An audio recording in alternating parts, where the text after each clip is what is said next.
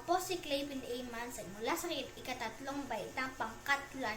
Ang guro ko po sa science ay si Ma'am Sofia F. Kulanag. Ngayon ibabahagi ko po sa inyo ang 4 na paraan upang pangalagaan ang ating mga mata. Una, kumain ng prutas at gulay na mayaman sa vitamina A. Pangalawa, iwasan tumingin direkta sa ilaw at araw. Kung di maiwasan, sumuot ng sunglasses. Pangatlo, huwag magbasa ng madilim na lugar. Gumamit ng ilaw. Pang-apat, pag may problema sa mata, magpakonsulta sa inyong doktor kung ano ang problema sa iyong mata. Maraming salamat po sa pagpanonood.